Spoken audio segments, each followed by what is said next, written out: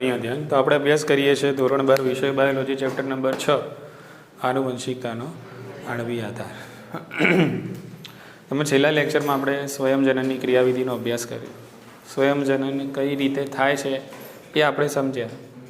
સ્વયંજનન એટલે શું? સ્વયંજનન એટલે કે એક પિતૃ ડીએનએમાંથી બે બાળ ડીએનએ બનવા, અથવા તો એમ કહેવાય ડીએનએનો જથ્થો બેવડાવવો, અથવા તો કહેવાય ડીએનએનું દ્વિગુણન, ડીએનએ પ્રતિકૃતિ, ડીએનએ રેપ્લિકેશન. બરાબર? એટલે જેટલું પણ ડીએનએ હશે, ડીએનએનો જે પણ કુલ જથ્થો હશે એ આખો જથ્થો બેવડાઈ જશે. એને કહેવાય ડીએનએ સ્વયંજનન. ક્લિયર? કઈ રીતે થાય છે તેમાં ઘણા બધા ઉત્સેચકોની આપણે યાદી જોઈ. DNA polymerase, DNA helicase, DNA ligase, RNA primase અને એક ચોક્કસ પ્રકારના protein SSB protein, single stranded binding protein. બરાબર કે ડીએનએ પોલિમરેઝના આદિકોષ કેન્દ્રીય કોષમાં અલગ અલગ સ્વરૂપો જોવા મળે છે આપણને. ડીએનએ પોલિમરેઝ 1 હોય છે, 2 હોય છે, 3 હોય છે. બરાબર? તો સામાન્ય રીતે આ જે સ્વયંજનનની જે પ્રક્રિયાઓ છે એમાં ઘણી જગ્યાએ એવું આપેલું છે કે ડીએનએ પોલિમરેઝ 2, ઘણી જગ્યાએ એવું પણ છે ડીએનએ પોલિમરેઝ 3. બરાબર? ડીએનએ પોલિમરેઝ 1 ક્યારે કામમાં આવશે? તો સામાન્ય રીતે સમારકામની જે પ્રક્રિયાઓ છે, કંઈક વસ્તુ આપણે આરએનએ કાઢીને ડીએનએને એડજસ્ટ કરવું છે, તો આ પ્રક્રિયાઓમાં કામમાં આવે ડીએનએ પોલિમરેઝ 1. બરાબર? ડીએનએ પોલિમરેઝ 2 પણ આ પ્રકારની મોટાભાગની પ્રક્રિયાઓમાં કામમાં આવે છે. તેમ છતાં અમુક બુકોમાં એવું લખેલું છે કે સ્વયંજનનમાં મુખ્યત્વે ડીએનએ પોલિમરેઝ 2, કેટલાકમાં લખેલું છે પોલિમરેઝ 3. પણ આપણે વધારે ઓથેન્ટિક મને લાગે છે ડીએનએ પોલિમરેઝ 3. શું હોય છે? DNA polymerase 3. પણ ઇન જનરલ આપણે અહીંયા યાદ રાખવાનું શું? અહીંયા 1, 2, 3 એવું કરીને કશું આપેલું છે. અહીંયા તો આપણને બુકમાં તો આપેલું છે ડીએનએ પોલિમરેઝ. એટલે આપણે એના ઉપર વધારે વજન આપવાનું, ડીએનએ પોલિમરેઝ. ક્લિયર? કે ડીએનએ પોલિમરેઝની આપણે ક્ષમતા જોઈ, કેટલી સ્પીડમાં અને કેટલું સારું અને કેટલું એક્યુરેસીથી કામ કરે છે કે પ્રતિ સેકન્ડે 2000 બેઝ પેર છે નવી બનાવે છે. કેટલી? 2000 બેઝ પેર બનાવે છે. એના આંકડાકીય આપણે માહિતી લીધી. અને સ્પીડમાં એક્યુરેસીથી બી કામ કરશે. એટલે જે પ્રમાણે પૂરક ન્યુક્લિયોટાઇડ જોડાવો જોઈએ એ પ્રમાણે જ જોડાશે. કે ભાઈ એ હોય તો એની સામે ટી હોય તો એની સામે બરાબર એ જ જોડાશે. એટલે જીની સામે એને નહીં જોડી દે, ટીની સામે સીને નહીં જોડી દે. એટલે આવું ઊંધું જોડાણ કરશે. એને જો આવું ઊંધું ખામીયુક્ત જોડાણ થાય તો એને વિકૃતિ તરીકે ઓળખવામાં આવે છે. પ્રક્રિયકની આપણે વાત કરી તો પ્રક્રિયક છે એનો ડીઓક્સીરિબોન્યુક્લિયોસાઇડ ટ્રાયફોસ્ફેટ. મેં લખેલો હતો પહેલા લેક્ચરમાં રિબોન્યુક્લિયોસાઇડ ટ્રાયફોસ્ફેટ. બરાબર? પણ એ બાય મિસ્ટેક લખાઈ ગયો હતો, કારણ કે ડીએનએ હોય તો એમાં તો શું આવે? ડી. બરાબર? એટલે ખાલી આગળ આપણે લગાવવાનું છે ડીઓક્સી. વિડીયો લેક્ચરમાં પણ મેં કમેન્ટ કરી છે કે ભાઈ લખાઈ ગયું છે ભૂલથી શું? રિબોન્યુક્લિયોસાઇડ ટ્રાયફોસ્ફેટ, પણ પ્રક્રિયકનું નામ છે ડીઓક્સી રિબોન્યુક્લિયોસાઇડ ટ્રાયફોસ્ફેટ. ઠીક છે?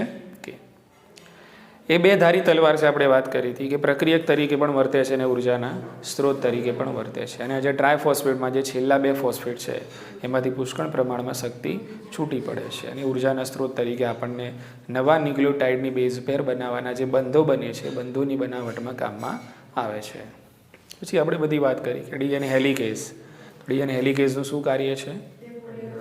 2 પોલીન્યુક્લિયોટાઇડની શૃંખલાઓને અલગ કરે છે અને સ્વયંજનન ચીપી આની રચના કરે છે. બરાબર? કે પછી આપણે વાત કરીએ આ 2 શૃંખલાઓ ભેગી ના થવી જોઈએ. SSB protein, single stranded binding protein. તો આ 2 સિંગલ સ્ટ્રેન્ડેડ બાઇન્ડિંગ પ્રોટીન છે, બંને છૂટી પડેલી શૃંખલાઓ સાથે જોડાય છે અને એમને ભેગી થવા દેતા નથી. બંને શૃંખલાઓ ટેમ્પલેટ તરીકે વર્તે છે અને બંને શૃંખલાઓ પર નવી પોલીન્યુક્લિયોટાઇડની શૃંખલાનું નિર્માણ થાય છે. બંને શૃંખલાઓ પર નવી બંધી પોલીન્યુક્લિયોટાઇડની શૃંખલા 5' to 3' દિશામાં બને છે. બરાબર? ચલો, શરૂઆત થશે પ્રાઇમરના જોડાણથી. બંને શૃંખલાઓ પર જોડાશે ડીએનએ પ્રાઇમર. ડીએનએ પ્રાઇમરને જોડવા માટે આરએનએ પ્રાઇમર અને આરએનએ પ્રાઇમરને જોડવા માટે આરએનએ પ્રાઇમેઝનો ઉપયોગ થશે. એટલે બંને જગ્યાએ આરએનએ પ્રાઇમર જોડાઈ જશે. આરએનએ પ્રાઇમર જોડાય ત્યારબાદ જ ડીએનએ પોલિમરેઝ સક્રિય થાય છે અને ત્યાં જોડાય છે. એટલે ડીએનએ પોલિમરેઝને અસલમાં મકસદ હતો ડીએનએ પોલિમરેઝને જોડવાનો, પણ એમને એમ જોડાય નહીં. એને પહેલાં જોડવું પડે આરએનએ પ્રાઇમર, પછી એ સક્રિય થઈને ત્યાં જોડાય છે. ક્લિયર? કે ચલો, હવે આ જોડાઈ ગયો ડીએનએ પોલિમરેઝ. બંને જગ્યાએ, બરાબર. બંને ટેમ્પલેટ શૃંખલામાં ડીએનએ પોલિમરેઝ જોડાય છે અને આ ડીએનએ પોલિમરેઝ છે એ હવે પૂરક પોલીન્યુક્લિયોટાઇડ શૃંખલા છે એનું નિર્માણ શરૂ કરે છે. નવી બનતી પોલીન્યુક્લિયોટાઇડ શૃંખલાઓમાં નાઇટ્રોજન બેઝ એટલે કે ન્યુક્લિયોટાઇડનો ક્રમ ટેમ્પલેટ શૃંખલાઓની અંદર જે ન્યુક્લિયોટાઇડનો ક્રમ છે એના ઉપરથી નિર્ધારિત થાય છે અને એના પૂરક nucleotide 1 by 1 DNA polymerase add કરતો જાય છે અને નવી શૃંખલાઓનું નિર્માણ કરે છે. એક શૃંખલા સતત બને છે જ્યારે બીજી શૃંખલા છે ટુકડાઓમાં બને છે. સતત અને સળંગ બનતી જે શૃંખલા છે એને અગ્રેસર એટલે કે લીડિંગ સ્ટ્રેન્ડ પ્રધાન શૃંખલા કહેવાય છે, જ્યારે અસતત અને ટુકડાઓમાં જે બનતી છે એને લેગિંગ સ્ટ્રેન્ડ એટલે કે વિલંબિત શૃંખલા પણ તમે કહી શકો છો. જેમાં ડીએનએની નવી બનતી શૃંખલા ટુકડાઓમાં બને છે, આ ટુકડાઓની ઓકાઝાકી ટુકડાઓ તરીકે ઓળખવામાં આવે છે. ક્લિયર? હવે છેલ્લું કામ આવશે ડીએનએ લાઇગેઝનું, કારણ કે આપણે જે ડીએનએ નવી શૃંખલા બનાવી એમાં તો આરએનએ પ્રાઇમર પણ છે, બરાબર. તો આરએનએ પ્રાઇમરની જગ્યાએ રિપ્લેસ કરવાના ડીએનએને, કારણ કે નવું ડીએનએ બનાવીએ તેમાં આરએનએની કોઈ જરૂર નથી. આરએનએ પ્રાઇમર તો આપણે એટલા માટે પહેલાં લાવ્યા ડીએનએ પોલિમરેઝ જોડાય એટલા માટે, બાકી નવી જે શૃંખલા બની જાય એમાં આરએનએ જોઈએ. એટલે હવે આરએનએ પ્રાઇમરને ડિલીટ કરીને એના સ્થાને રિપ્લેસ કરવાના કોને? ડીએનએને. તો આ કામ મેં તમને શોધવા આપેલું ડીએનએ પોલિમરેઝ 1 કોણ કરે છે? બરાબર ને? તો ડીએનએ પોલિમરેઝ 1 આરએનએ પ્રાઇમર આ સ્થાને શું લાવી દેશે? ડીએનએ લાવી દેશે અને પછી જે ટુકડાઓ છે એને જોડે છે કોણ? DNA ligase. એ ટુકડાઓને જોડી દે છે. એટલે આ રીતે કુલ જે ડીએનએ હોય છે આખું કુલ ડીએનએનું થઈ જાય છે સ્વયંજનન. જેટલું પણ ડીએનએ હશે એ બધા જ ડીએનએનું શું થઈ જશે? સ્વયંજનન. આટલે સુધી આપણે જોઈ લો. કોઈ ડાઉટ બોલો ક્રિયાવિધિમાં? ખ્યાલ આવી ગયો દરેકને? ઓકે, ચાલો સમજીએ. હવે બીજા 2-3 નાના મુદ્દાઓ આમાં બાકી છે જે અહીંયા જે અભ્યાસ કરીને આપણે પ્રત્યાંકન છે એની થોડીક વાત કરી લઈએ, બરાબર. ઓકે, સમજજો શાંતિથી. ચલો, મારી જોડે અહીંયા સમજી લો કે આ ડીએનએ છે, આખું ડીએનએનું જીનોમ છે. આ ડીએનએનું આખું ડીએનએ છે, કોઈ સજીવનું આખું કુલ ડીએનએ છે, બરાબર ને? ઓકે, તો આ જે કુલ ડીએનએ છે એ ડીએનએનું સ્વયંજનન કરે છે. આપણે જોઈ ગયું ડીએનએ પોલિમરેઝ ઉત્સેચક, ડીએનએ પોલિમરેઝ. તો આ ડીએનએ પોલિમરેઝની અંદર એવી ક્ષમતા નથી કે જ્યાંથી ઈચ્છે ત્યાંથી સ્વયંજનન શરૂ થઈ જાય. એનો ઠેકો એને નથી આપેલો.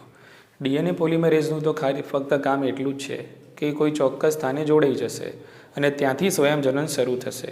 પણ એ ચોક્કસ સ્થાન કયું છે કે જ્યાંથી સ્વયંજનન શરૂ થશે એ સ્થાન આ ડીએનએનો જે ખંડ છે આખો એમાં આવેલું હોવું જોઈએ. એમાં આવેલું હોવું જોઈએ. એ સ્થાને ડીએનએ પોલિમરેઝ જોડાય. એ સ્થાને શું જોડાય? ડીએનએ પોલિમરેઝ જોડાય. પણ ડીએનએ પોલિમરેઝમાં એવી તાકાત નથી કે એવી ક્ષમતા નથી કે એને એવો ઇજારો આપણે નથી આપેલો કે ભાઈ ડીએનએ પોલિમરેઝ તારે જ્યાં જોડાવો ત્યાં જોડાઈ જા અને શું ચાલુ કર? સ્વયંજનન ચાલુ કર. એવી ડીએનએની ક્ષમતા છે, આ ઓથોરિટી ડીએનએને આપેલી નથી. ડીએનએ પોલિમરેઝ તો ત્યાં જ જોડાશે જ્યાંથી સ્વયંજનન શરૂ થવાનું છે. એટલે જે પણ ડીએનએનું સ્વયંજનન થાય છે એ જે તે સજીવનું ડીએનએ હોય એ ડીએનએમાં ઉત્પત્તિ સ્થાન આવેલું હોવું જોઈએ. દાખલા તરીકે માની લો કે આટલો એરિયા છે, આટલો ડીએનએ તો બહુ મોટું લાંબુવાળું છે, પણ એમાં આટલો જે ખંડ છે ડીએનએનો, બરાબર, અથવા તો આટલા થોડાક ન્યુક્લિયોટાઇડના જે ક્રમ છે, બરાબર, આ ક્રમ નક્કી કરે છે કે અહીંયાથી શરૂ થવાનું છે સ્વયંજનન. અહીંયાથી શું શરૂ થાય? સ્વયંજનન, બરાબર. તો આ જે સ્થાન છે એ જગ્યાએ જોડાશે કોણ? ડીએનએ પોલિમરેઝ, બરાબર. ઓકે, એટલે ડીએનએ પોલિમરેઝ રિકોગ્નાઇઝ કરશે, ઓળખશે આ સ્થાનને. કયા સ્થાનને? હા, પણ આ સ્થાન આવેલું હોવું જોઈએ. આ સ્થાન આવેલું હોવું જોઈએ.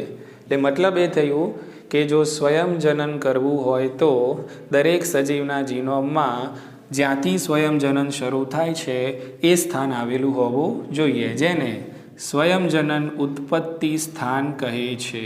આ સ્થાનને શું કહેવાય? સ્વયંજનન ઉત્પત્તિ સ્થાન. અંગ્રેજીમાં કહેવાય origin of replication. Origin of replication તરીકે એને ઓળખવામાં આવે છે, બરાબર. દરેક સજીવ જોડે અને એ સજીવને પોતાના ડીએનએનું જો દ્વિગુણન કરવું હોય તો એ ડીએનએની અંદર આવું એક ચોક્કસ સ્થાન હોવું જરૂરી છે કે જ્યાંથી સ્વયંજનનની શરૂઆત થાય. આ સ્થાનને કે જ્યાંથી સ્વયંજનનની શરૂઆત થાય છે અને સ્વયંજનન ઉત્પત્તિ સ્થાન અથવા તો ઓરિજિન ઓફ રેપ્લિકેશન કહે છે. અને એ જગ્યાએ પછી ડીએનએ પોલિમરેઝ જોડાશે અને ત્યાંથી સ્વયંજનનની શરૂઆત કરશે અને જેટલું પણ ડીએનએ હશે બધું જ ડબલ થઈ જશે. બોલો, ખ્યાલ આવી ગયો ને? ઓકે. એટલે કુલ ડીએનએનું સ્વયંજનન અહીંયા આ રીતે થાય છે. ઘણીવાર આ જે સ્થાન છે એને શોર્ટમાં આ રીતે પણ લખવામાં આવે છે, ઓરી. શું કહેવાય? ઓરી. ક્લિયર? ઓકે. ઘણીવાર આપણે પુનઃસંયોજિત ડીએનએ બાયોટેકનોલોજીમાં બેક્ટેરિયાનો ઉપયોગ કરીએ છીએ, બરાબર? માની લો કે ભાઈ ઈ કોલાઈ બેક્ટેરિયા. શું છે? ઈ કોલાઈ બેક્ટેરિયા. તો ઈ કોલાઈ બેક્ટેરિયાનું આ જીનોમ છે, એનું જનીન એટલે કે એનો ડીએનએ છે એવું સમજી લઈએ. તો કેટલાક ઈ કોલાઈ બેક્ટેરિયાના ડીએનએમાં સ્વયંજનન થતું હોય છે તો એમની જોડે આવો એક ચોક્કસ ખંડ હશે, આવું એક ચોક્કસ સ્થાન હશે અને એ સ્થાનને આપણે શું નિર્દેશિત કરીશું? ઓરી, એટલે ઓરિજિન ઓફ રેપ્લિકેશન. બોલો, ખ્યાલ આવી ગયો? એટલે ઘણા ઇકોલાઈ બેક્ટેરિયા જોડે આ પ્રકારના ઉત્પત્તિ સ્વયંજનન ઉત્પત્તિ સ્થાન આવેલા હોય છે અને અહીંયાથી સ્વયંજનન શરૂ થાય એટલે આખું ડીએનએ શું થઈ જાય? બેવડાઈ જાય. એટલે કહેવાનો મતલબ આવું સ્થાન હોવું જોઈએ એમ. આવું સ્થાન હોવું જોઈએ. જો ના હોય તો સ્વયંજનન થાય નહીં. એટલે જ્યાંથી શરૂઆત થાય છે એને સ્વયંજનન ઉત્પત્તિ સ્થાન તરીકે ઓળખવામાં આવે છે. ચલો માની લઈએ કે ભાઈ કોઈ એવો સજીવ છે અથવા તો કોઈ સજીવનું એવું ડીએનએ છે કે જેની જોડે બેક્ટેરિયાની જોડે એનું જનીન જે છે એમાં સ્વયંજનન ઉત્પત્તિ સ્થાન નથી. એનો મતલબ એમ કે એનું ડીએનએ બેવડાશે, પણ આપણે બેવડાવવું છે. તો તમે પુનઃ સંયોજિત ડીએનએ ટેકનોલોજીનો ઉપયોગ કરી શકો છો. શાનો ઉપયોગ કરશો તમે? જેની ડિટેલમાં ચર્ચા આપણે આગલા ચેપ્ટરોમાં કરવાની છે. પુનઃ સંયોજિત ડીએનએ ટેકનોલોજી, બરાબર? તો પુનઃ સંયોજિત ડીએનએ ટેકનોલોજીમાં તમારે ઉપયોગ કરવો પડે વાહકોનો. તમે ઉપયોગ કરશો વાહકોનો. વાહકોને અંગ્રેજીમાં કહેવાય વેક્ટર્સ, એટલે કે વાહકો. હાલી ખબર પડી? તો પુનઃ સંયોજિત ડીએનએ ટેકનોલોજીનો ઉપયોગ કરીને વાહકની મદદથી, અહીંયા સમજી લો કે ઓરી સ્થાન નથી તો તમે ઓરી સ્થાન છે એ સ્થાપિત કરી શકો છો. ઓરી સ્થાન શું કરી શકો છો? સ્થાપિત કરી શકો છો. એટલે વાહકની મદદથી અહીંયા ઓરી સ્થાન છે એને એડ કરી શકો છો. પહેલાં ન હતું, હવે ઓરી સ્થાન આવી ગયું. શાની મદદથી તમે લાવ્યા? વાહકની મદદથી લાવી દીધું. પહેલાં ન હતું, સ્વયંજનન થતું હતું નહીં, પણ તમારે પ્રસ્થાપિત કરવું હતું સ્થાન, એટલે તમે વાહકની મદદ લીધી ને વાહકની મદદથી તમે ત્યાં લાવી દીધું સ્વયંજનન ઉત્પત્તિ સ્થાન. એટલે હવે એનું થશે સ્વયંજનન. એટલે મુદ્દો બનતો હતો કે સ્વયંજનન ઉત્પત્તિ સ્થાન સ્વયંજનન માટે જરૂરી છે. ઇઝી? ચાલો, બીજો મુદ્દો શું બને છે ધ્યાન રાખીએ. કુલ ડીએનએનું સ્વયંજનન થઈ ગયું, બરાબર ને? આપણે જાણીએ છીએ કે ભાઈ આ કોષ છે, આ કોષનું કોષ કેન્દ્ર છે. કોષ જ્યારે કોષ ચક્રમાં પ્રવેશે તો પહેલી અવસ્થા આવે છે આંતરાવસ્થા. આપણે બધા ભણી ગયા અને માહિર થઈ ગયા આમાં. આંતરાવસ્થા ઇન્ટરફેસ તરીકે આપણે એને ઓળખીએ છીએ. એની અંદર એક અવસ્થા આવે છે એસ, અને એની અંદર સ્વયંજનન થાય. એની અંદર શું થાય? ડીએનએનું દ્વિગુણન થાય, ડીએનએનો જથ્થો બેવડાય, ડીએનએનું સ્વયંજનન એસ તબક્કાની અંદર થતું હોય છે. જ્યારે તમારો કોષ આંતરાવસ્થામાં હોય ત્યારે કોષ કેન્દ્રની અંદર જે રંગસૂત્ર છે એ કંઈ આવા રંગસૂત્ર સ્વરૂપે આવી રીતે ના દેખાય તમને. આવી રીતે ના દેખાય. રંગસૂત્ર દ્રવ્ય સ્વરૂપે દેખાય. રંગસૂત્રો જ છે. માની લો કે આપણો જ કોષ છે, બરાબર? 46 રંગસૂત્રો છે અહીંયા, પણ દેખાતા, કારણ કે રંગસૂત્રો બધા કેવા થઈ ગયા? ફેલાઈ ગયા. રંગસૂત્રો ફેલાયેલા છે એટલે રંગસૂત્રોનું બની ગયું રંગસૂત્ર દ્રવ્ય, જેને અંગ્રેજીમાં ક્રોમેટીન કહેવાય. ક્રોમેટીડ એટલે રંગસૂત્રિકા થાય. ક્રોમેટીડ એટલે રંગસૂત્રિકા અને ક્રોમેટીન એટલે રંગસૂત્ર દ્રવ્ય. ઉતરે છે મગજમાં વાત? ઓકે. એટલે આ રંગસૂત્ર દ્રવ્ય એસ તબક્કાની અંદર આખું ડબલ થઈ જશે. કેવું થઈ જશે? આ બેવડાઈ ગયું, આ ડબલ થઈ ગયું. એટલે આખું કુલ ડીએનએ થઈ ગયું સ્વયંજનિત. ચલો, ડીએનએ સ્વયંજનિત કરવાનો મકસદ, હેતુ શું હોય છે? તો એનો હેતુ આપણે આ બધું કેમ ડબલ કરીએ છીએ? કારણ કે આગળ જઈને કોષનું વિભાજન થવાનું. શું થવાનું? વિભાજન થાય એટલે પછી અડધું વહેંચવું પડે ને, એટલે બધાના ભાગમાં સરખું. એટલે પહેલાં આપણે ઓલરેડી આંતરાવસ્થામાં બધું શું કરી નાખીએ છીએ? ડબલ કરીએ છીએ અને પછી એમ તબક્કામાં બધું વહેંચી મારીએ છીએ. સમજ પડી ને? ઓકે. એટલે એ જ રીતે અહીંયા પણ ડીએનએનું શું થાય? સ્વયંજનન. ડીએનએ પણ ડબલ થાય, અંગિકાઓ પણ શું થાય? ડબલ થાય, તારા કેન્દ્ર પણ શું થાય? બેવડાય થાય છે ને બધું ડબલ. બરાબર. એ રીતે ડીએનએનું પણ સ્વયંજનન કુલ થઈ ગયું. ખ્યાલ આવી ગયો? પણ કદાચ એવું બને કે ડીએનએનું સ્વયંજનન તો થાય છે પણ આગળ જઈને કોષ વિભાજન પામતો, સ્વયંજનન થાય છે ડીએનએનું પણ કોષ વિભાજન પામતો નથી. જો આવું થાય તો કઈ પરિસ્થિતિ પેદા થાય? તો આવું જ થાય તો પોલીપ્લોઇડી જેવી પરિસ્થિતિ પેદા થશે. શું પેદા થાય? પોલીપ્લોઇડી જેવી પરિસ્થિતિ પેદા થશે. બોલો, ખ્યાલ આવી ગયો ને? ઓકે. એટલે દ્વિકીયતા હશે તો દ્વિકીયતા પેદા થશે, ચતુકીયતા પેદા થશે. 2n હશે તો બધામાં 3 રંગસૂત્રો આવી જાય, 3n થાય, 4n થાય, 5n થાય. બોલો, ખ્યાલ આવી ગયો ને? તો એને શું કહીએ છીએ આપણે? હું શું બોલો, ધ્યાન રાખ્યું તમે? સ્વયંજનન તો થાય છે પરંતુ કોષ વિભાજન નથી. ડીએનએનો જથ્થો તો બેવડાઈ ગયો પણ આગળ જઈને વહેંચણી થઈ એટલે બધું શું થયું? ડબલ થઈ ગયું. એટલે પોલીપ્લોઇડી જેવી પરિસ્થિતિ પેદા થાય છે. ઇઝી. જ્યારે રંગસૂત્રોની વહેંચણી થતી હોય, ચલો કદાચ કોષ વિભાજન થાય છે, આપણે માની લઈએ શું થાય છે? અને કોષ વિભાજન વખતે આપણે જોયું છે 11મા ધોરણની અંદર કે ભાઈ રંગસૂત્રનું વિભાજન થાય, સેન્ટ્રોમિયર વિભાજન પામે, 46 રંગસૂત્રિકાઓ આ બાજુ જાય, 46 આ બાજુ જાય.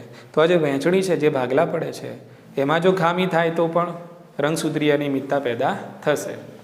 એમાં પણ રંગસૂત્રીય અનિયમિતતા શું થાય? પેદા થઈ શકે છે. બોલો, ખ્યાલ આવી ગયો કે? તો અહીંયા સ્વયંજનનના A to Z મુદ્દા પૂરા કર્યા આપણે. કોઈ મુદ્દો હવે બાકી છે નહીં. તમને કંઈ ડાઉટ સ્વયંજનનની પ્રક્રિયામાં? ના ડાઉટ હોય તો આપણે આગળ વધીશું પ્રત્યાંકનમાં. વધીશું આગળ? ચલો, ઓકે. તો હવે આપણે જોઈએ પ્રત્યાંકન. સરળ શબ્દોમાં અને ઝડપથી સમજવાનો પ્રયત્ન કરીએ. જે મુદ્દામાં સમજણ ના પડે તરત મને ત્યાં સ્ટોપ કરીને પૂછી લેવાનું તમારે. બરાબર? પ્રત્યાંકન. ચલો ધ્યાન રાખો, અહીંયા એને કહીશું આપણે ટ્રાન્સક્રિપ્શન. પ્રત્યાંકન એટલે ટ્રાન્સક્રિપ્શન. સમજવાનો પ્રયત્ન કરીએ પ્રત્યાંકન એટલે શું. જો કે ઓલરેડી આપણે આની વ્યાખ્યા ચેપ્ટરની શરૂઆતમાં સમજી ગયેલા છે, તેમ છતાં પણ મુદ્દાની અંદર થોડો વિસ્તારથી અને શાંતિથી સમજીએ. પ્રત્યાંકન એટલે ટ્રાન્સક્રિપ્શન. ચલો આપણે અહીંયા કર્યું ડીએનએનું સ્વયંજનન. પહેલાં કરીશું ડીએનએનું સ્વયંજનન. ડીએનએનું સ્વયંજનન કર્યું એમાં આપણે જોયું કે આ ડીએનએની બંને શૃંખલાઓ એકબીજાથી કેવી થાય છે? અલગ થાય છે. બંને શૃંખલાઓ ટેમ્પલેટ તરીકે વર્તે છે અને બંને શૃંખલાઓ ઉપર નવી ડીએનએનું શૃંખલાનું નિર્માણ થાય છે. ક્લિયર? ઓકે. તો આ તો આપણે બનાવ્યું ડીએનએમાંથી ડીએનએ. આ શું બનાવ્યું આપણે? અને આને આપણે નામ આપ્યું હતું સ્વયંજનન. ઓકે. તો આ તમારું હતું પિતૃ ડીએનએ અને અહીંયા જે બન્યા એ બધા બાળ ડીએનએ. હવે એવી જ રીતે આપણી જોડે અહીંયા ડીએનએ છે, આ આપણી જોડે ડીએનએ છે. બરાબર? તો આ જે ડીએનએ છે, આ ડીએનએમાંથી ડીએનએની અંદર રહેલી જે જનીનિક માહિતી છે, ડીએનએની અંદર જનીનિક માહિતી છુપાયેલી છે. બરાબર ને? કયા ક્રમમાં? ન્યુક્લિયોટાઇડના ક્રમમાં. AGCT CC GG CC and so on. બરાબર ને? એટલે મને તો કે મોઢે યાદ ના હોય બધું. બરાબર? આ તો ખાલી ક્રમ બોલ્યો. 4 જ હોય ને ટૂંકમાં, AGCT હોય એમ, કે પછી ગમે તે ક્રમમાં હોય. એટલે ટૂંકમાં ન્યુક્લિયોટાઇડના ક્રમમાં ડીએનએમાં શું છુપાયેલી છે? જનીનિક માહિતી છુપાયેલી છે. જનીનિક માહિતી છે.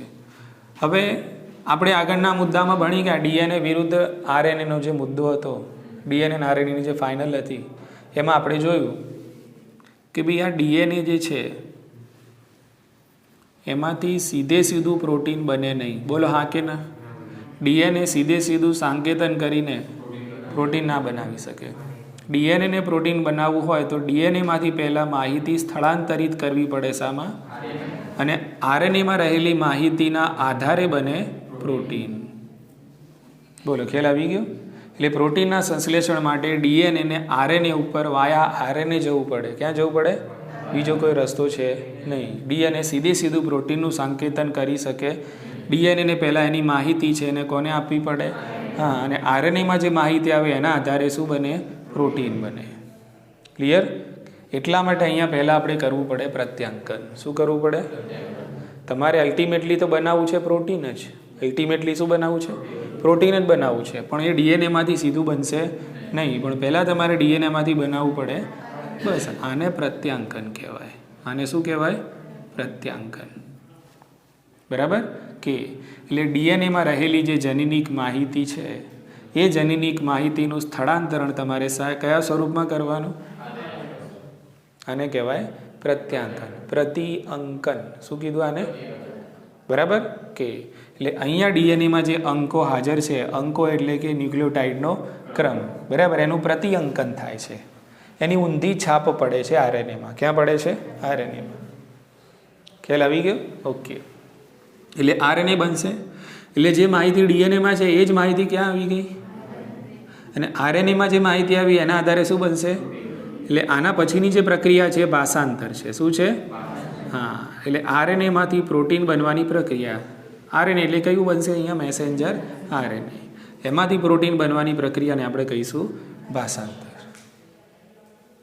ઉતરી મગજમાં વાત? ઓકે. હવે આ ડીએનએ છે, એમાંથી મારે આરએનએ બનાવવું છે. તો ડીએનએમાંથી તમે જ્યારે આરએનએ બનાવશો તો આ બંને ડીએનએની શૃંખલાઓ ટેમ્પલેટ તરીકે નહીં વર્તે. બંને શૃંખલામાંથી કોઈ પણ એક જ શૃંખલા ટેમ્પલેટ તરીકે વર્તે છે. કોઈ પણ એક જ શૃંખલા ટેમ્પલેટ તરીકે વર્તે છે. અને જે શૃંખલા ટેમ્પલેટ તરીકે વર્તશે એ શૃંખલા ઉપર નવી આરએનએનું સંશ્લેષણ થશે. એટલે આ બની ગયું તમારું શું? આરએનએ. આરએનએ બનીને અહીંયાથી નીકળી જશે, પછી આ બંને શૃંખલાઓ પાછી ભેગી થઈ જશે. એટલે તમે એવું ના સમજતા કે આખું ડીએનએ અલગ થાય ને આખા ડીએનએમાંથી બધું આરએનએ બની જાય, એવું હોય.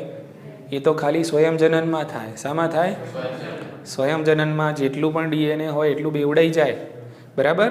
પણ મારી જોડે આ સમજી લો કે આખું ડીએનએ છે, તો આખા ડીએનએમાંથી બધું અલગ થઈને બધું આરએનએ આમ ઉતરી ના આવે. આ ડીએનએ આખું ડીએનએ તો છે, તો બહુ મોટું છે, પણ ડીએનએમાં આટલા ભાગમાંથી સમજી લો કે આટલા ભાગમાં જ માહિતી છે કે જેમાંથી આરએનએ બનાવવું છે. તો એટલા ભાગમાંથી શું બને? એટલે એટલા ભાગની બે શૃંખલાઓ જ અલગ થાય અને એમાંથી એક શૃંખલામાંથી એક શૃંખલા ટેમ્પલેટ તરીકે વર્તે અને એમાંથી બની જાય પાછી બે શૃંખલાઓ.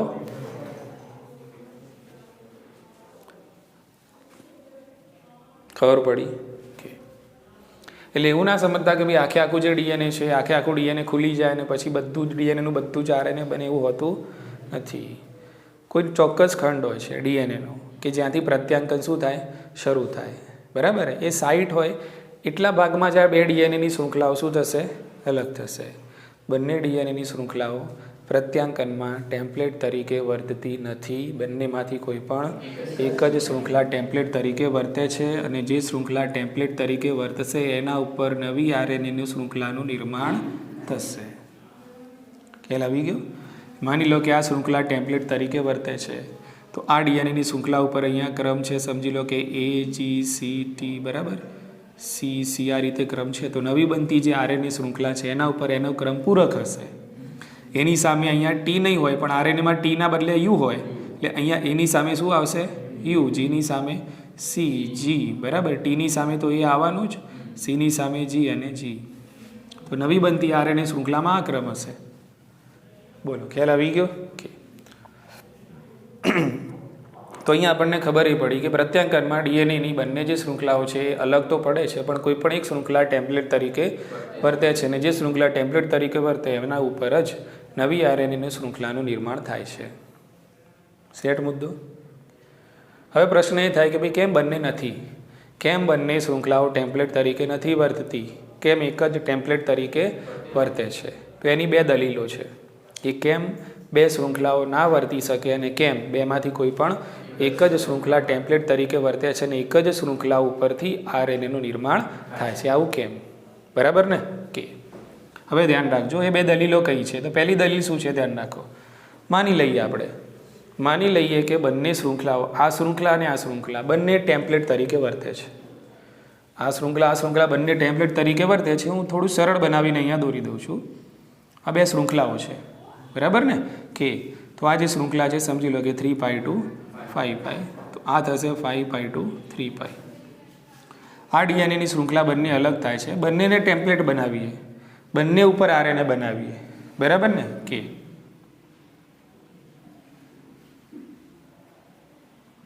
ક્લિયર? કે આની સામે આ જે ડીએનએની શૃંખલા છે એમાં કયો ક્રમ હશે? આ એની સામે શું હશે? ટી. બરાબર, આ રીતે હશે ને ડીએનએની શૃંખલામાં હશે કે નહીં? બોલો. બરાબર ને? આ કે બંને એકબીજાની શું હશે? પૂરક હશે. એટલે આવો ક્રમ એમાં હશે. બંને શૃંખલાઓને ટેમ્પલેટ બનાવે, બંને પણ આરએનએ બનાવીએ. ચલો અહીંયા આરએનએ બનવાનું છે. અહીંયા આરએનએ બનશે, આપણને ખબર છે. નવું કંઈ પણ બને 5 અહીંયા પણ ડીએનએ બનવા આરએનએ બનવાનું, પણ કઈ દિશામાં? કે એટલે આ 3 5 છે, એટલે અહીંયા બનશે 5 3 આ રીતે આ દિશામાં બનશે. બરાબર, અહીંયા આ દિશામાં બનશે, અહીંયા આ દિશામાં બનશે. અહીંયા આવશે 5 અહીંયા આવશે 5 3. ચલો અહીંયા આરએનએ બને છે, તો અહીંયા શું હશે? સીની સામે અહીંયા શું હશે? આરએનએમાં જી સી. એની સામે ટી નહીં હોય પણ યુ હશે. સી જી અને એ. બરાબર ને? કે અહીંયા એક આરએનએ બની. આ બીજી શૃંખલાનું આરએનએ અહીંયા બનવાનું છે આ રીતે. એની સામે આવશે યુ સી જી એ જી અને સી. આટલી ખબર પડી? હવે તમે ખાલી થોડું ઓબ્ઝર્વ કરો. ડીએનએ તો એક જ છે, ડીએનએ એક જ છે, પણ એક જ ડીએનએમાંથી એવું કઈ રીતે શક્ય બને કે બે અલગ અલગ પ્રકારની ભિન્ન પ્રકારની આરએનએ શૃંખલાઓ બને? તમે અહીંયા આરએનએ જે શૃંખલા છે એનો ક્રમ જુઓ. અહીંયા શું છે? U C G A G C. તો અહીંયા પણ શું હોવું જોઈએ? U C G A G C એવું છે અહીંયા જો આરએનએ અલગ બન્યો, આરએનએમાં કયો ક્રમ આવી ગયો? G C U C G A છે અહીંયા એ ક્રમ? ડીએનએ તો એક જ હતું ને ભાઈ, ડીએનએ તો એક જ હતું. પણ જો તમે બંને ડીએનએની શૃંખલાઓને ટેમ્પલેટ બનાવો છો તો બંને શૃંખલાઓમાંથી જે બે આરએનએ બનવાના એ બંને આરએનએ કેવા પ્રકારના બનશે? ભિન્ન પ્રકારના બનશે, કે જે પ્રાકૃતિક રીતે શક્ય છે નહીં. કે ભાઈ એક જ ડીએનએમાંથી એક જ પ્રકારનું માહિતી ધરાવવામાંથી એ ડીએનએ બે મોઢાની વાત કરે એ શક્ય છે? આ તો બે મોઢાની વાત થાય ને. બે આરએનએ અલગ અલગ પ્રકારના બને, બે એક જ પ્રકારના બનતા હોય તો ઓકે હતું. બે શૃંખલાઓને તમે બનાવતા શું? ટેમ્પલેટ. પણ અહીંયા બંને શૃંખલાઓને જો તમે ટેમ્પલેટ બનાવો છો તો એમાંથી બનતા જે આરએનએ છે એ આરએનએ બે ભિન્ન પ્રકારના બનશે. અને બે ભિન્ન પ્રકારના આરએનએ બને છે અહીંયા, ભિન્ન પ્રકારના. અને ભિન્ન પ્રકારના આરએનએ બને ઓબ્વિયસ, તો આમાંથી બનતા જે પ્રોટીન હશે એક પ્રકારના હોઈ શકે નહીં. પ્રોટીન પણ કેવા પ્રકારના બનશે? હા, તો એવું તો પોસિબલ નથી ને. એક ડીએનએ હોય ને બે અલગ અલગ પ્રકારના પ્રોટીન બને. એક ડીએનએ કોઈ ખંડ છે તેમાં એક પ્રકારના ડીએનએને બનાવવાની માહિતી છુપાયેલી છે. એ જ ખંડ, એ જ ક્રમ છે, બીજા પ્રકારનો ડીએનએ કઈ રીતે બનાવી શકે? બરાબર ને? એટલે આ એક દલીલ છે.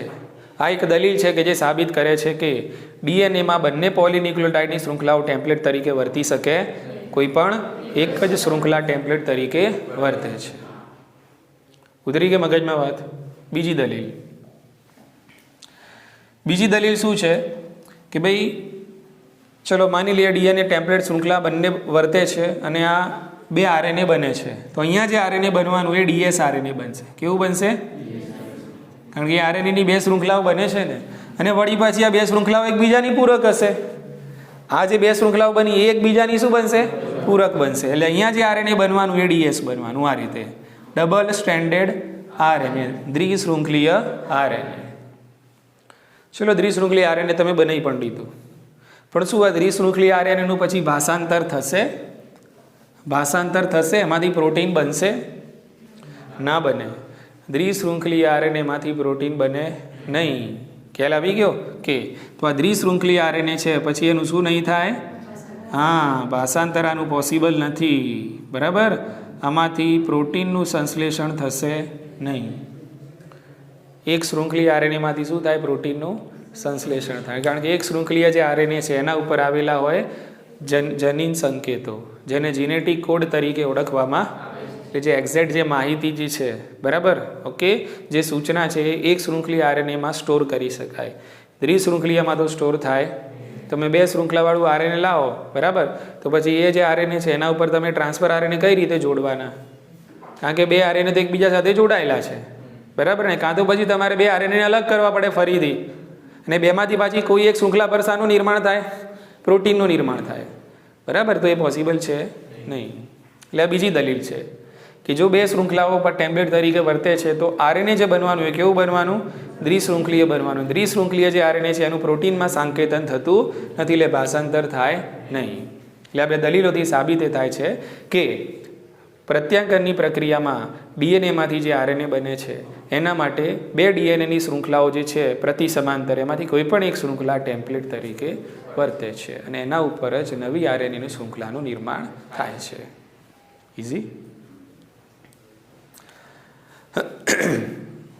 ચાલો હવે વધીએ આગળ. હવે અહીંયા મેં તમને કીધું એ પ્રમાણે કે આ છે આખો ડીએનએનો અણુ. સમજી લો, આ એક મોટો આપણી જોડે ડીએનએનો અણુ છે. ડીએનએ સ્વયંજનન તો આખા અણુનું થાય, પણ આપણે પ્રત્યાંકન કરવું છે તો પ્રત્યાંકન કંઈ આખા ડીએનએનું પ્રત્યાંકન થઈને બધું આરએનએ બનતું નથી. ડીએનએમાં કોઈ ચોક્કસ ખંડ હશે. સમજી લો કે આટલેથી આટલે સુધી, આટલે સુધીનો ડીએનએનો જે ખંડ છે એને હું નામ આપું છું પ્રત્યાંકન એકમ. શું કહું છું આને? એટલે પ્રત્યાંકન માટેનો જે એકમ એ ચોક્કસ ડીએનએ પર હોય છે. આખું ડીએનએ કંઈ પ્રત્યાંકિત થાય નહીં. ડીએનએમાંથી કોઈ ચોક્કસ લોકેશન, કોઈ ચોક્કસ સ્થાન, કોઈ ચોક્કસ એવો ટુકડો છે કે જેને આપણે શું કહીએ છીએ? પ્રત્યાંકન એકમ કહીએ છીએ, કે જ્યાં પ્રત્યાંકન થવાનું છે. આટલા એરિયામાં થશે શું? પ્રત્યાંકન. બોલો, સમજાયું કે નહીં? બરાબર. તો આ જે પ્રત્યાંકન એકમ છે એની અંદર બીજા 3 એકમો આવેલા હોય. પ્રત્યાંકન એકમ કેટલા એકમોનો? 3 એકમોનો બનેલો છે. આ જે પહેલો એકમ છે એને પ્રમોટર કહેવાય. આ પહેલો જે એકમ છે એને શું કહેવાય? પ્રમોટર કહેવાશે. આ બીજું એકમ છે એને કહેવાય બંધારણીય એકમ, સ્ટ્રક્ચરલ. આને કહેવાય બંધારણીય એટલે કે સ્ટ્રક્ચરલ યુનિટ. અને આ જે છે એને કહેવાય સમાપક. આને કહેવાય સમાપક. પ્રમોટર, સ્ટ્રક્ચરલ અને સમાપક એટલે ટર્મિનેટર. એટલે શું? ટર્મિનેટર. ક્લિયર ને? તો આખો પ્રત્યાંકન એકમ છે. આખો કયો એકમ છે? પ્રત્યાંકન એકમ છે. અને આ પ્રત્યાંકન એકમ શાનું બનેલો છે? તો એ પ્રત્યાંકન એકમની અંદર આ એકમો આવેલા હોય છે. એક નાનકડો જે સિક્વન્સ છે ડીએનએનો એને કહેવાય પ્રમોટર. બીજો જે સિક્વન્સ છે એને કહેવાય બંધારણીય. અને ત્રીજો જે સિક્વન્સ છે એને કહેવાય સમાપક. તો આવું કેમ એમ? સ્વયંજનનમાં તો આવું કશું હતું નહીં. સ્વયંજનનમાં તો એક ઓરી હોવું જોઈએ. શું હોવું જોઈએ? બરાબર ને? ઓરી હોય એટલે ત્યાંથી શરૂ થાય અને બીજો છેડો એટલે પૂરું, એટલે બધું ડબલ થઈ જાય એટલે વાત પૂરી.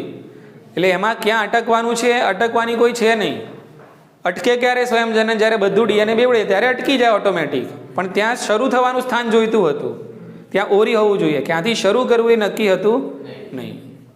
પણ અહીંયા તમારે બધા ડીએનએના બધું આરએનએ બનાવવાનું, આખા ડીએનએનું પ્રત્યાંકન કરવાનું, કોઈ ચોક્કસ હિસ્સા છે, કોઈ ચોક્કસ ખંડો છે એમાંથી તમારે કરવાનું છે.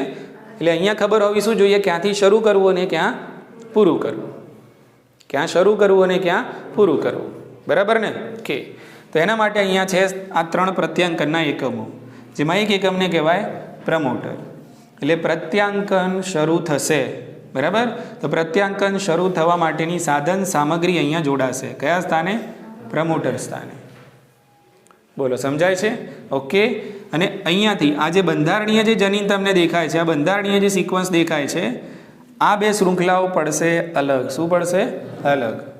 આ 2 શૃંખલાઓમાંથી કોઈ એક શૃંખલા વર્તશે ટેમ્પલેટ તરીકે. બરાબર ને? અને જે શૃંખલા ટેમ્પલેટ તરીકે વર્તશે એ શૃંખલાનું જે ધ્રુવત્વ છે, એટલે કે એનો જે ધ્રુવ છે એ કયો હશે? તો એ હશે 3π to 5π. કારણ કે તમે જે આરએનએ બનાવવાના એ કઈ દિશામાં બનશે? 5π to 3π. એટલે એવી ટેમ્પલેટ શૃંખલા છે એ, એટલે કે એવી ટેમ્પલેટ શૃંખલા, મતલબ એ શૃંખલા ટેમ્પલેટ તરીકે વર્તશે કે જેની દિશા કઈ છે? હા, એટલે એના ઉપર પછી તમે બનાવી શકો છો 5π to 3π ની દિશામાં આરએનએ. 2 શૃંખલાઓ હશે ને ડીએનએમાં, એક 5π to અને એક બીજી 3π to. નવી આરએનએની શૃંખલા આપણે બનાવવાની કઈ દિશામાં? એટલે 2 ટેમ્પલેટમાંથી કઈ શૃંખલા ટેમ્પલેટ તરીકે વર્તશે? એના ઉપર થશે 5π to 3π. ઉતરી ગઈ મગજમાં વાત? એટલે બેમાંથી એવી શૃંખલા ટેમ્પલેટ તરીકે વર્તશે કે જેનું ધ્રુવત્વ કયું છે? 3π to 5π છે. એ ટેમ્પલેટ તરીકે વર્તશે અને એ શૃંખલાને કહેવાય ટેમ્પલેટ શૃંખલા. બરાબર ને? તો આ જે શૃંખલા થઈ એ શું થશે? ટેમ્પલેટ શૃંખલા.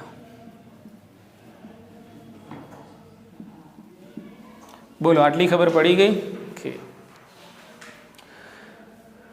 તો હવે આ જે ટેમ્પલેટ શૃંખલા તરીકે જે ડીએનએની શૃંખલા વર્તે છે એમાં અહીંયા તમે જુઓ, પહેલું સ્થાન શું છે? પ્રમોટર. બીજું છે બંધારણીય. ત્રીજું છે સમાપક.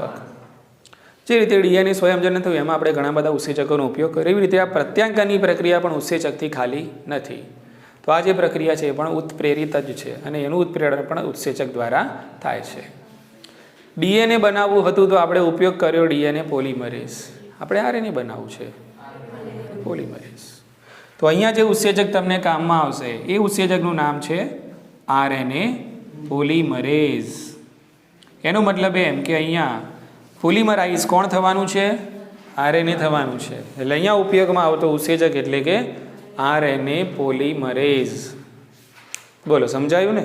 કે તો આરએનએ પોલિમરેઝ ઉત્સેચક છે, બરાબર. એ ઉત્સેચક પ્રમોટર સ્થાન સાથે જોડાશે. આરએનએ પોલિમરેઝ ઉત્સેચક ક્યાં જોડાશે? પ્રમોટર સ્થાન સાથે જોડાશે. અને આ બંધારણીય જે ખંડ છે, બંધારણીય ખંડમાંથી આ બે શૃંખલાઓ કેવી થશે? અલગ થશે, બરાબર ને? કઈ ટેમ્પલેટ શૃંખલા છે ને કઈ નોન ટેમ્પલેટ એટલે કે બિન ટેમ્પલેટ શૃંખલા છે એ નક્કી કરશે કોણ? બરાબર ને? આરએનએ પોલિમરેઝ છે પહેલા પ્રમોટર સ્થાનને ઓળખશે અને પ્રમોટર સ્થાને આરએનએ પોલિમરેઝ જોડાશે અને પછી કોને ટેમ્પલેટ બનાવવી એ કોણ નક્કી કરશે? આરએનએ પોલિમરેઝ નક્કી કરશે, બરાબર ને? અને એક શૃંખલાને બનાવશે ટેમ્પલેટ, અને જેના ઉપર ટેમ્પલેટ શૃંખલા બનશે એટલે કે જે ટેમ્પલેટ શૃંખલા તરીકે વર્તશે એના ઉપર આરએનએ પોલિમરેઝ જોડતો જશે આરએનએના ન્યુક્લિયોટાઇડ. બોલો, ખ્યાલ આવી ગયો ને? ઓકે. એટલે આરએનએ પોલિમરેઝ ક્યાં જોડાય છે? પ્રમોટર સ્થાને જોડાય છે. અસલમાં જે આરએનએ બનવાનું એ આટલા ભાગમાંથી જ બનવાનું. અહીંયાથી આટલા ભાગમાંથી અહીંયા નીકળી જશે આરએનએ. આ નીકળી ગયું શું? આરએનએ પોલિમરેઝ ફરતો ફરતો ફરતો જ્યારે કયા વિસ્તારમાં આવશે? સમાપક વિસ્તારમાં આવશે ત્યારે આરએનએ બનવાનું થઈ જશે બંધ.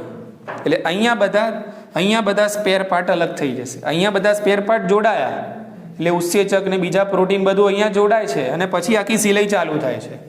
એટલે પ્રત્યાંકન શરૂ થાય છે. એટલે લોન્ચિંગ છે. આ એરિયા કયો કહેવાય? Launch area. એટલે અહીંયા પ્રમોટર શું થાય? જોડાય. ગેટ સેટ ગો અહીંયાથી ચાલુ થાય. ખ્યાલ આવી ગયો ને? અને અહીંયા પૂરું થઈ જાય. અહીંયા બધી સાધન સામગ્રી, અહીંયા બધા દાગીના અલગ થઈ જાય. એટલે અહીંયાથી આટલામાંથી મરી જાય તમારું આરએનએ. આરએનએ અહીંયાથી આટલે સુધીમાં ના બને. આરએનએ જે એકચ્યુઅલ આરએનએ બનશે એ આટલાનું જ હશે. અહીંયાથી તો ખાલી શરૂ થાય ને અહીંયા પૂરું થાય. એટલે આખો આ જે એકમ છે એને કહેવાય પ્રત્યાંકન એકમ. શું કહેવાય? પ્રત્યાંકન એકમ આખો કહેવાય. ખાલી આ બંધારણીય સિક્વન્સ છે, બંધારણીય ખંડ છે, પ્રત્યાંકન એકમ કહેવાય. પ્રત્યાંકન એકમ આખું કહેવાશે. એમાં ત્રણ વસ્તુ આવી જાય. પ્રમોટર, હા, ક્યાંથી શરૂ કરવું છે, કોનું શરૂ કરવું છે અને ક્યારે પૂરું કરવું છે. ઉતરી મગજમાં વાત? ઓકે. ઉત્સેચકનું નામ છે આરએનએ. અહીંયા તમે આરએનએ માંથી આરએનએ બનાવો છો કે ડીએનએ માંથી બનાવો છો? હા, તો ડીએનએ ના ઉપર આધાર છે ને આરએનએ બનવાનો. આરએનએ જે નવું બનશે કોના ઉપર આધાર રાખશે? એટલે આ જે ઉત્સેચક છે એને એમ કહેવાય છે ડીએનએ આધારિત આરએનએ પોલિમરેઝ. શું કહેવાય? આરએનએ પોલિમરેઝ એકલું કહો તો વાંધો નથી, બરાબર? ઓકે. પણ થોડુંક વધારે જે પ્રમાણે બુકમાં આપેલું છે એ પ્રમાણે આને કહેવાય ડીએનએ આધારિત આરએનએ પોલિમરેઝ. એટલે આરએનએ પોલિમરેઝ નવું આરએનએ પોલિમરાઇઝ કરશે. શાના આધાર ઉપર? ડીએનએમાં રહેલા ન્યુક્લિયોટાઇડના ક્રમના આધાર ઉપર. એટલા માટે આ ઉત્સેચકને કહેવાય ડીએનએ આધારિત આરએનએ પોલિમરેઝ. લખતો નથી, ચાલશે ને? અંગ્રેજીમાં કહેવાય DNA dependent RNA polymerase. DNA dependent RNA polymerase. એક ત્રીજું નામ છે જે એની પ્રક્રિયા ઉપરથી છે, ટ્રાન્સક્રિપ્ટેજ. શું? DNA dependent RNA polymerase is equal to RNA polymerase is equal to transcriptase is equal to, એટલે ત્રણ એક જ નામ છે, યાદ રાખજો. આરએનએ પોલિમરેઝ કહો અથવા તો ડીએનએ ડિપેન્ડન્ટ ડીએનએ આધારિત આરએનએ પોલિમરેઝ કહો અથવા તો તમે કહી શકો છો ટ્રાન્સક્રિપ્ટેજ. એટલે ટ્રાન્સક્રિપ્ટેજ શું? ટ્રાન્સક્રિપ્શન એટલે પ્રત્યાંકન. ટ્રાન્સક્રિપ્ટેજ એટલે પ્રત્યાંકન કરી આપે એને શું કહેવાય? ટ્રાન્સક્રિપ્ટેજ કહેવાય. જે વાયરસમાં આરએનએ હોય છે જનીન દ્રવ્ય, દાખલા તરીકે HIV વાયરસ છે, બરાબર, તેની અંદર જનીન દ્રવ્ય આરએનએ છે, તેમાં ઊંધી પ્રક્રિયા થાય એટલે એમાં શું હોય? રિવર્સ ટ્રાન્સક્રિપ્ટેજ હોય. શું હોય? એમાં ઉત્સેચક હોય છે HIVમાં રિવર્સ ટ્રાન્સક્રિપ્ટેજ, એટલે એ બનાવે છે આરએનએ માંથી ડીએનએ, એ બનાવે છે. હા, અને અહીંયા ડીએનએ માંથી શું બનશે? એટલે આને કહેવાય ટ્રાન્સક્રિપ્ટેજ. રિવર્સ ટ્રાન્સક્રિપ્ટેજ છે એને તમે કહી શકો આરએનએ ડિપેન્ડન્ટ ડીએનએ પોલિમરેઝ. શું કહેવાય? આને કહેવાય ડીએનએ ડિપેન્ડન્ટ આરએનએ પોલિમરેઝ. એટલે ડીએનએ ડિપેન્ડન્ટ આરએનએ પોલિમરેઝ બરાબર ટ્રાન્સક્રિપ્ટેજ, અને આરએનએ ડિપેન્ડન્ટ ડીએનએ પોલિમરેઝ એટલે રિવર્સ ટ્રાન્સક્રિપ્ટેજ. ઉતરી મગજમાં વાત? ઓકે, તો આ સેટઅપ છે આખો. સમજ પડી ગઈ? ઓકે, બીજી વાતોની આપણે ચર્ચા કરી લઈએ. અહીંયા તમે ધ્યાન રાખશો, બરાબર. ચલો, આ બે શૃંખલાઓ છે એને જરા સરળતા માટે અને સમજવા માટે હું અલગ કરું છું આ રીતે. ઓકે, તો અહીંયા એક શૃંખલા ડીએનએની બે પોલીન્યુક્લિયોટાઇડની શૃંખલા છે. એક છે 3'2, બીજી છે અહીંયા કઈ 5'2 3'. તો જે 3'2 5'ની શૃંખલા છે, આવડી ગયું હોય તો ઘરે જઈને આરામ કરી શકો છો. સમજવું હોય તો બેસો. જુઓ, આ જે શૃંખલા છે કઈ છે? 3'2 5'. બરાબર, તો આ 3'2 5' શૃંખલા કઈ કહેવાશે? ટેમ્પલેટ કહેવાશે, કારણ કે નવી આરએનએ શૃંખલા બનવાની કઈ 5'2. હા, એટલે આ બનશે કઈ? ટેમ્પલેટ. તો આ જે શૃંખલા છે એના સામેની બિન ટેમ્પલેટ આમ કહેવાય. શું કહેવાય? હા, પણ અહીંયા આપણે આ જે શૃંખલા છે એને કહીશું સાંકેતિક શૃંખલા, સાંકેતન અથવા તો કોડિંગ શૃંખલા. શું કહી શકીએ આપણે? સાંકેતન અથવા તો કોડિંગ શૃંખલા તરીકે એને ઓળખવામાં આવે છે. સમજાયું ને?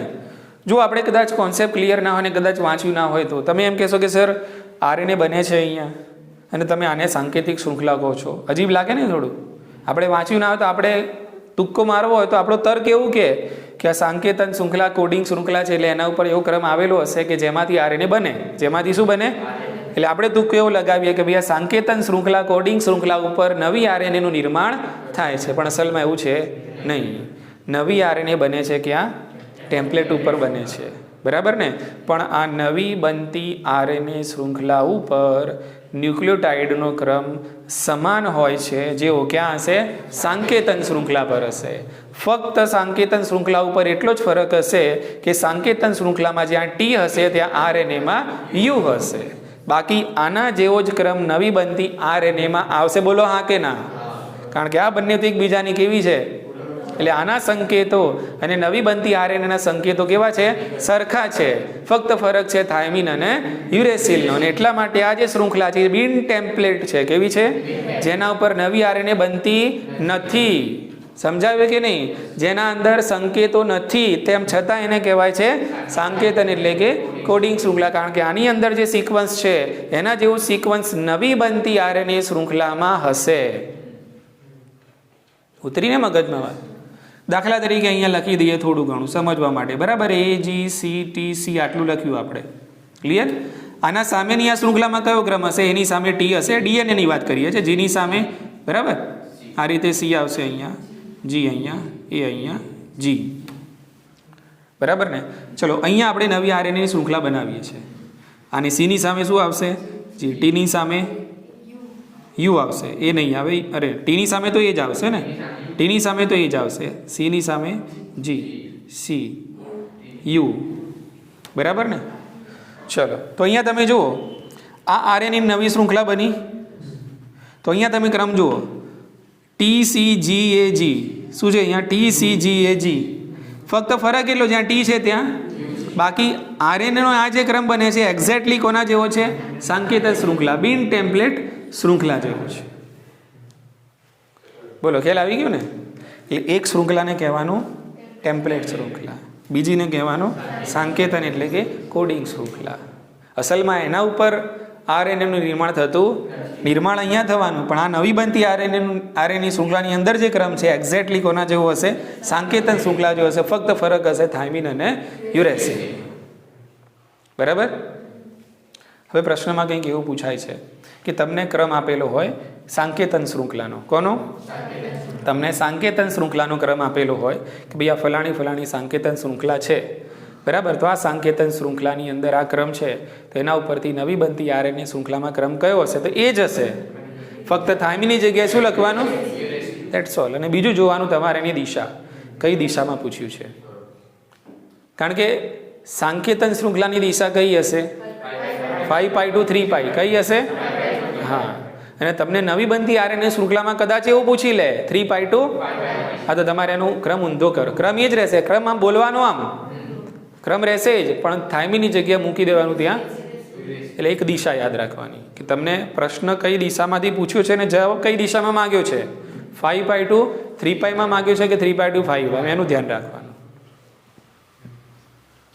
તમને ટેમ્પલેટ શૃંખલા પર ક્રમ આપેલો હોય, ટેમ્પલેટ શૃંખલા પર ક્રમ આપેલે દિશા લખવાની જરૂર નથી ને. ટેમ્પલેટ શૃંખલાનો ક્રમ કયો હોય? ધ્રુવ કયું હોય? 3π to 5π હોય. એટલે તમને સિક્વન્સ આપેલો હશે, શામાં હશે? 3π to 5π માં હશે. પછી પ્રશ્નમાં પૂછે કે ભાઈ નવી બનતી જે શૃંખલા છે આરએનએની પ્રત્યાંકનમાં, એના ઉપર 3π to 5π માં કયો ક્રમ હશે? ઊંધો થાય. આ 3π to 5π તો આ થઈ ને, બરાબર ને. હવે અહીંયા બનવાનું 5π to 3π, એ તો આમ જવાનું. એટલે કદાચ કોઈ દિશા ના પૂછ્યું ને એમને પૂછી લીધું કે ભાઈ નવી બનતી આરએનએ શૃંખલામાં કયો ક્રમ હશે, તો તમારે આમ બોલવાનું. પણ કદાચ દિશા પૂછી લીધી કે ભાઈ નવી બનતી આરએનએ શૃંખલામાં 3π to 5π માં કયો ક્રમ હશે, તો 3π અહીંયા આવશે ને, એમાં 5π અહીંયા આવશે. એટલે તમારે અહીંયાથી ક્રમ ચાલુ કરવાનો. ખબર પડી ગઈ? બે વસ્તુ યાદ રાખવાની, કઈ શૃંખલામાંથી પૂછ્યું છે, ટેમ્પલેટમાંથી પૂછ્યું છે કે બિન ટેમ્પલેટમાંથી પૂછ્યું છે, સાંકેતનમાંથી, અને કઈ દિશામાંથી પૂછ્યું છે અને કઈ દિશામાં જવાબ માંગ્યો છે. આનું ખાસ ધ્યાન રાખવાનું. અને જ્યારે આરએનએ બનાવો ત્યારે ઊંધું ગાલીને યુ નહીં લખી દે, ટી નહીં લખી દેવાનું, એની સામે ટી. એક્સાઇટ થઈને ચલો આવડી જ ગયું, મળી ગયું, જવાબ આવી ગયો. ટીની સામે શું આવે? કદાચ ભૂલ પડે એવું હોય તો ટી લખવાનું પહેલાં, પણ જ્યાં જ્યાં ટી હોય એની સાથે શું લખી દેવાનું? યુ લખી દેવાનું. બસ. કદાચ ભૂલ પડતી હોય, આપણને કદાચ કન્ફ્યુઝન આવતું હોય, તો ડીએનએ જેવી બીજી શૃંખલા બનાવી દેવાની પૂરક, પણ જ્યાં જ્યાં ટી હોય ત્યાં શું મૂકશો? યુ મૂકી દેવાનું. પછી ઇઝી છે કે. ચલો, હવે તમે અહીંયા જોઈ શકો છો, આપણે પહેલાં જ ભાગ પાડી દીધા અહીંયા, બરાબર, કે ભાઈ આ આખો એક શું છે? પ્રત્યાંકન એકમ છે. તો આને જોઈને આપણે કંઈક થોડા અંશે કંઈક માહિતી મેળવી શકીએ છીએ કે ભાઈ આ બંધારણીય જે એકમ છે આ પ્રત્યાંકન, બંધારણીય એકમના બંને છેડામાં એક છેડે હોય છે કયો? પ્રમોટર, અને બીજા છેડે હશે સમાપક, બરાબર. તો આ ત્રણેય એકમો ભેગા થઈને પ્રત્યાંકન એકમની રચના કરે છે. ઇઝી? ઓકે, સમજો. હવે ધ્યાન રાખો.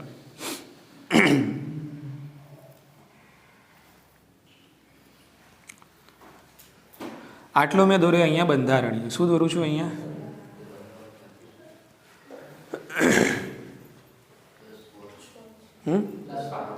ચલો, તો આજે આપણે આટલું રાખીએ છીએ. બાકીના મુદ્દાઓની ચર્ચા આવતીકાલે કરીશું.